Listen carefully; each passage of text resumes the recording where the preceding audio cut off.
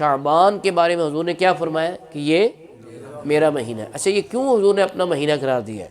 تو اس کی تشریح میں مفسرین کرام نے لکھا ہے کہ اس مہینے میں قرآن پاک کی جو آیت ہے نا درود والی، ان اللہ و ملائکتہ یصلون علی النبی، یہ اس مہینے میں نازل ہوئی ہے۔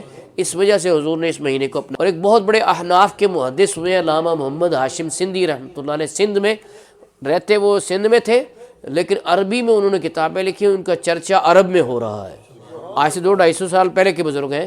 تو ان کی کتاب عربی میں بذل القوہ فی حوادث سن النبوہ، تو اس میں یہ لکھا ہے انہوں نے کہ یہ آیت درود شب برات میں نازل ہوئی ہے۔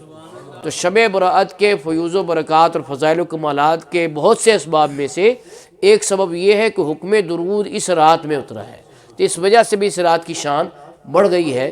تو اس رات میں کیا کرنا چاہیے؟ کثرت سے درود شریف پڑھنا چاہیے۔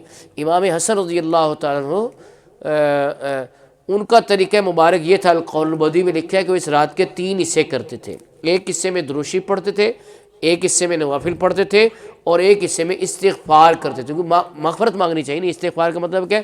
معافی مانگے، اللہ تعالیٰ سے مغفرت طلب کریں کہ اس رات کو اللہ تعالیٰ کثیر تعداد میں بندوں کو مغفرت کی دولت سے مالا مال فرما دیتا ہے، جیسا کہ ابن ماجہ شریف میں حدیث ہے کہ اللہ تبارک و تعالیٰ اس رات میں قبیلہ بنی کلب کی بکریوں کے بالوں سے بھی زیادہ گناہ گاروں کو دوزخ کی آگ سے رہائی عطا فرماتا ہے۔ اچھا بنی کلب جو ہے وہ سب سے زیادہ پالنے کے لحاظ سے بکریاں مشہور تھا عرب میں، چلیں آپ اس کو بھی چھوڑیں، اس کی بکریاں جو ہے سینکڑوں کی تعداد میں وہ بھی چھوڑیں، آپ ایک بکری کے بال گن سکتے؟ تو ایک بکری کے جب بال نہیں گنے جا سکتے تو وہ اتنا جو زیادہ بکری ان کے بال کون گنے گئے؟ اس سے معلوم ہونا چاہیے کہ شب برات میں اللہ تعالیٰ کی رحمت کا دریا کتنے جوش میں ہے۔ ایک اور حدیث شریف میں ہے کہ اللہ تبارک تعالیٰ اس رات آسمان دنیا پہ تجلی فرماتا ہے اور فرماتا ہے کوئی مانگنے والا کہ اسے عطا کر دوں، ہے کوئی رزق مانگنے والا اسے رزق عطا کر دوں، ہاں جی، ہے کوئی مغفرت مانگنے والا اسے بخش دوں، ہے کوئی۔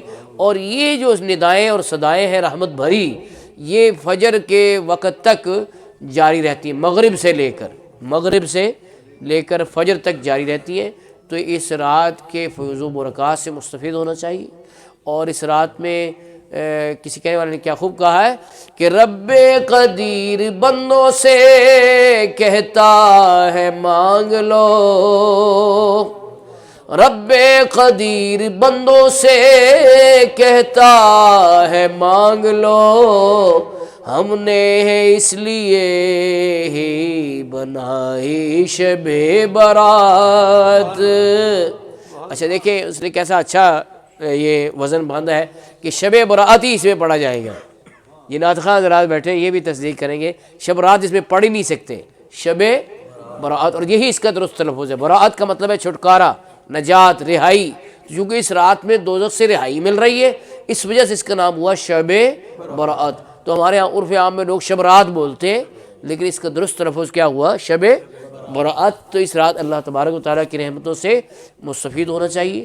مغرب کے بعد اولیاء کرام کے معمولات میں سے کہ وہ 6 نفل پڑھتے ہیں، تو 6 نفل کی بڑی برکت ہے۔ اس کے بعد دعائے نصف شعبان پڑھتے ہیں، تو جس کو درکار ہوگی وہ شیخ صاحب کو میں بھیج دوں گا یا مجھ سے براہ راست رابطہ کر لیں، ہم وہ طریقہ بھی آپ کو واٹس ایپ کر دیں گے، ٹھیک ہے نا؟ تو اس طریقے سے آپ مغرب کے بعد 6 نفل پڑھ سکتے ہیں۔